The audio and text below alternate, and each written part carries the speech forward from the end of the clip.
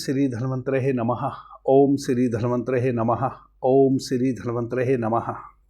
The yoga city channel पर आप सभी मित्रों का आज की चर्चा में मैं स्वागत करता हूं। आदरणीय मित्रों, मार्च का महीना शुरू हो गया है, गर्मी का आगमन हो गया है। जैसे जैसे होली के बाद से एक एक दिन गर्मी का ताप बढ़ता चला जाएगा।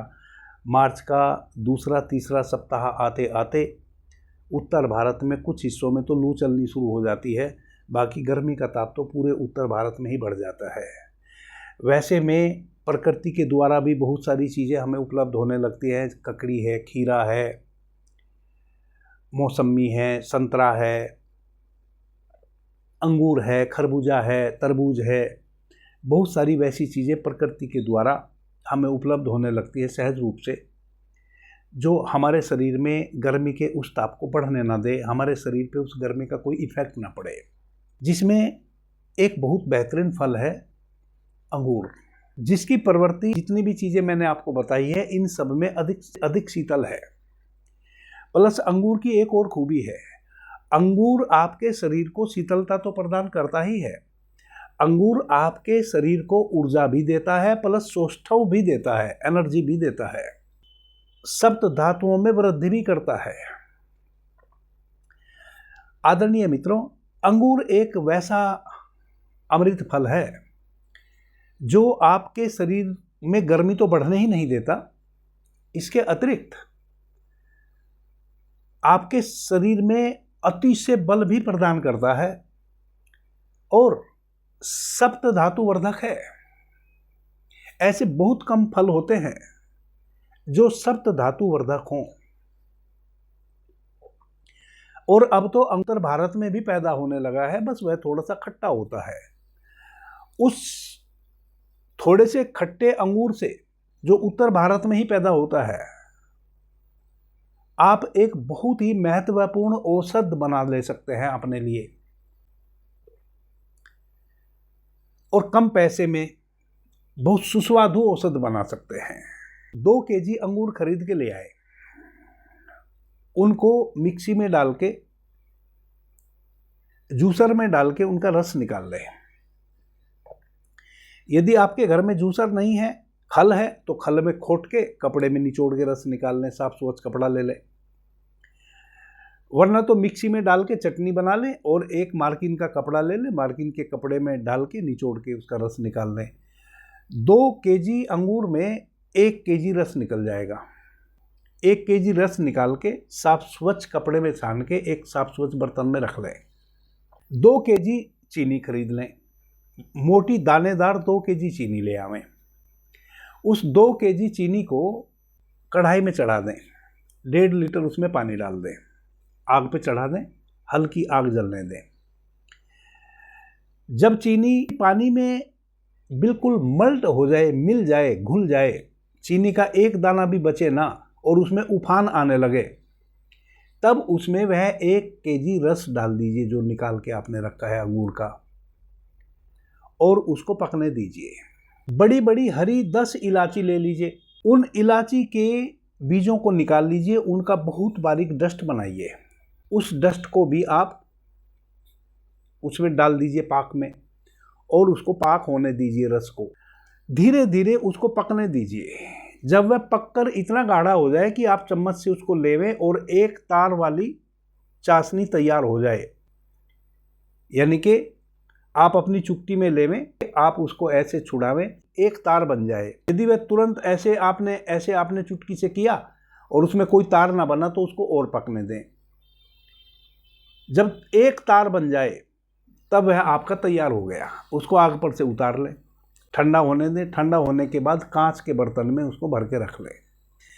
यह हमेशा ध्यान रखें, कोई भी इस तरह का पाक जब आप तैयार करें उसको कभी भी प्लास्टिक में ना भरें और कभी भी उसको किसी भी धातु के बर्तन में ना भरें, हमेशा कांच की बरनी में ही भर के रखें, यानी कि शीशा।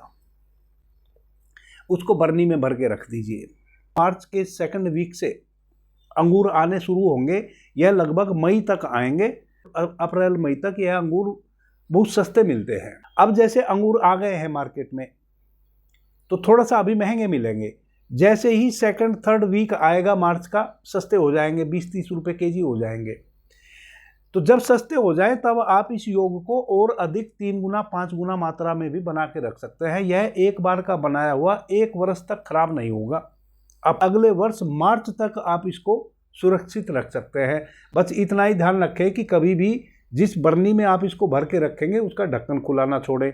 दूसरी बात, जब भी उसमें से आप उपयोग के लिए निकालेंगे, वह चम्मच चमची जो भी आप उसमें डाल के निकालेंगे वह कभी भी गीली ना हो, वायु रहित हो, उसमें किसी भी प्रकार की आर्द्रता ना हो, वह जरा सी भी गीली ना हो। हमेशा साफ स्वच्छता का यदि आप ध्यान रखेंगे और गीला कोई चीज़ उसमें नहीं देंगे, नहीं डालेंगे, तो वह 1 वर्ष 2 वर्ष तक भी खराब होने वाला नहीं है। इस प्रकार से जब अंगूर सस्ते हो जाए और अधिक मात्रा में भी आप इसको बना के रख ले सकते हैं। अब इसका उपयोग कैसे करना है? जैसे घर में कोई मेहमान आ गया, गर्मी के दिनों में आप या तो उसको कोल्ड ड्रिंक सर्व करेंगे या लस्सी सर्व करेंगे या चाय या कॉफ़ी। तो चाय, कॉफ़ी, लस्सी इत्यादि सबसे इंस्टेंट यदि आपके पास कोई चीज़ है तो वह यह शरबत है। जितना जिसको शुगर डाइजेस्ट हो सके, 1 गिलास पानी में उतने चम्मच डालिए कि वह थोड़ा सा मीठा हो जाए और सर्व कर दीजिए। आप स्वयं भी उसको दिन में 3 बार 4 बार 5 बार 1-1 चम्मच डाल के 1 गिलास पानी लें, 1 गिलास पानी में 1 चम्मच डालें और पी लें। आप किसी को भी इसको इस प्रकार से सर्व कर सकते हैं, स्वयं भी ले सकते हैं, बच्चे से लेके बूढ़े तक कोई भी व्यक्ति इसका इस प्रकार से सेवन कर सकता है।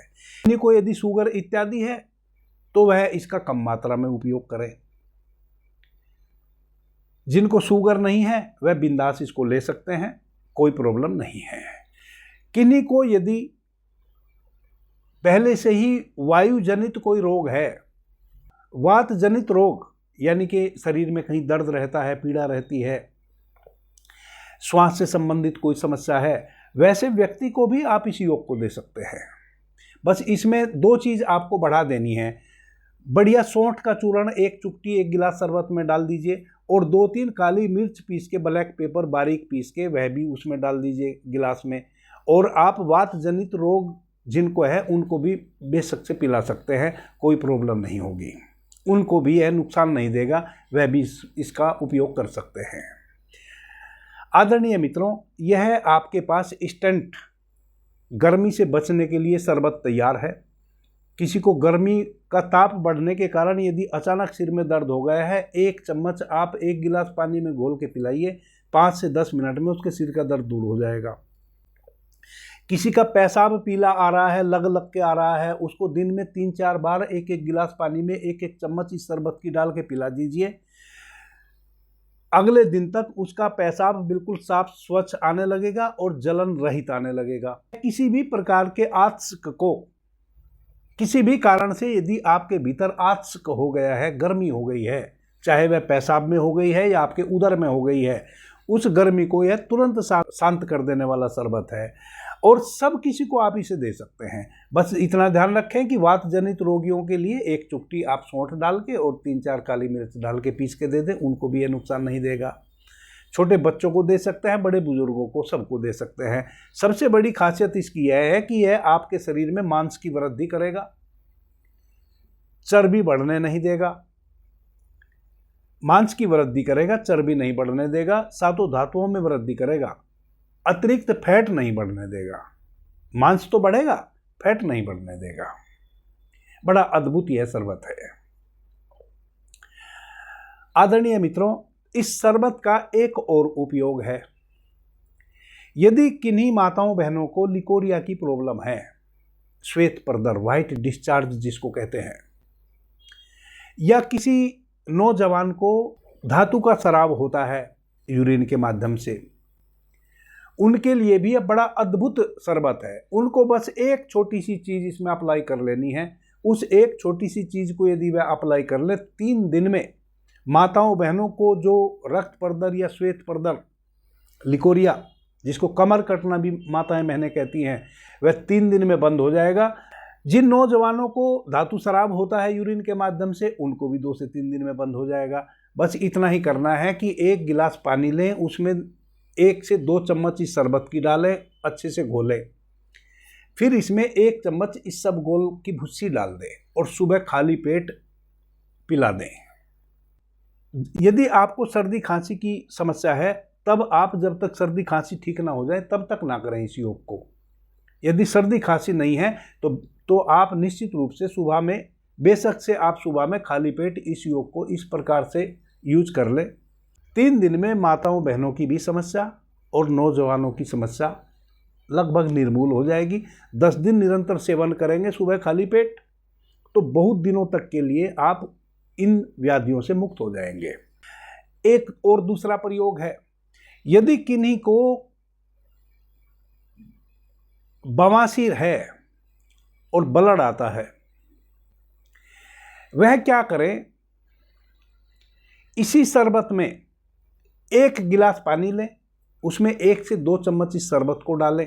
तो पान बेचने वाला पनवाड़ी होता है, उसके यहाँ एक कत्था मिलता है जिसको वो घोल के रखता है पान पे लगाने के लिए। पार्ले के बिस्किट जैसा कत्था आता है, 1 बिस्किट कत्थे का ले आए, 2-5 रुपए का दे देगा। उस कत्थे को ला के पीस ले, 2 चुटकी वह कत्था उसमें शरबत में मिला दें और सुबह खाली पेट पिला दें। एक बार फिर दोपहर में 2 चुटकी डाल के पिला दें, एक बार रात्रि में पिला दें। कितना भी ब्लीडिंग हो रहा था पाइल्स में, वह आज का आज ब्लड आना बंद हो जाएगा। 2-3 दिन लगातार पिलाएं। कॉन्स्टिपेशन यदि रहता है उसके लिए त्रिफला चूर्ण का सेवन करें तो यह पाइल्स से सदैव के लिए मुक्ति दिला देगा। रक्त तो आना बंद हो ही जाएगा। यदि कॉन्स्टिपेशन रहता है तो त्रिफला चूर्ण का रात्रि में सोने के समय सेवन करेंगे तो कॉन्स्टिपेशन यदि नहीं रहेगा और इस शरबत का 2-3 बार दिन में सेवन करेंगे 5-10 दिन तो बढ़ी हुई गर्मी को शांत कर देगा। और चूंकि यह रक्त शोधक भी है, रक्त प्रसादक भी है, ब्लड का सर्कुलेशन ठीक बनेगा। जो मस्सा बना हुआ है वह धीरे धीरे सूखने लगेगा, आप बवासीर से मुक्त हो जाएंगे। एक और बहुत महत्वपूर्ण इसका प्रयोग है, जिन भाई बहनों के चेहरे पे दाग है, धब्बे हैं, वह स्नान इत्यादि करने से पहले अपने बालों को बांध लें और थोड़ा सा यह शरबत लें, इसको हथेली पे मिलाएं और अपने पूरे चेहरे पे 1 मिनट के लिए इसकी मसाज कर लें। 20 से 25 मिनट अपने चेहरे पे आप इसको रहने दीजिए। 1 सप्ताह लगातार इस प्रकार से आप नहाने से पहले इसको चेहरे पे अप्लाई कीजिए, 20-25 मिनट रहने दीजिए, उसके बाद आप स्नान कर लीजिए, चेहरे को धो लीजिए। 1 सप्ताह पहले जिस दिन आप इस प्रयोग को करना शुरू करेंगे उस दिन आप अपना फोटो खींच लेंगे और 1 सप्ताह बाद फिर अपना एक फोटो लेंगे। आप पाएंगे कि जो छोटे छोटे दाग धब्बे थे वह तो समाप्त हो ही गए, चेहरा भी बिल्कुल नीट एंड क्लीन हो गया, चूँकि यह क्लींजर का भी काम करता है। आपकी चेहरे की त्वचा के जो रोम छिद्र हैं उनको खोलेगा, जो गंदगी है उसको बाहर कर देगा और जो दाग धब्बे हैं उनको मिटा देगा। आँखों के नीचे जो काले काले घेरे हो जाते हैं, आँख बंद करके उसको अच्छे से, यदि इसको हम ऐसे अपनी आँखों के नीचे 1 मिनट मसाज करके और फिर छोड़ देंगे तो आप पाएंगे कि 1 सप्ताह में आँख के नीचे काले घेरे लगभग 70% तक समाप्त हो गए। 30% वह रह जाएंगे, वह इस औषधि से नहीं जाएंगे। क्यों नहीं जाएंगे? क्योंकि वह आँख के नीचे जो काले घेरे हैं वह कई कारणों से हो जाते हैं। जब तक वह कारण दूर नहीं होगा तब तक वह 30% रहेंगे। यदि किसी माता बहन को लिकोरिया की समस्या है तो काले घेरे आ जाएंगे, छाई आ जाएंगी। यदि किसी माता बहन को गर्भाशय से संबंधित कोई समस्या है तो काले घेरे आ जाएंगे, छाई आ जाएगी। यदि किसी भाई बहन को बहुत अधिक कॉन्स्टिपेशन रहता है और लगातार 6-8 महीने वह निरंतर कॉन्स्टिपेशन की अवस्था में जीते हैं तो छाई आ जाएगी और काले घेरे आ जाएंगे। यानी कि बहुत सारे उसके कोज हैं आपके चेहरे पे काले घेरे या छाई आने के। बाकी 70% तक यह औषधि उस समस्या को भी दूर कर देगी। बाकी 100% के लिए आप अपने मूल कारण को समझें और उस मूल कारण की चिकित्सा कराएं। मैंने भी इस चैनल पर बहुत सारी वैसी समस्याओं के लिए औषधि बता रखी हैं। वह मूल कारण से आप मुक्त हो जाएंगे तो वह 100% ठीक हो जाएगा। अभी के लिए इतना ही। आपने मुझे ध्यान से प्रेम से सुना, उससे मैं बहुत अनुग्रहित हूँ। सभी मित्रों को मेरा प्रणाम, धन्यवाद। हर हर महादेव।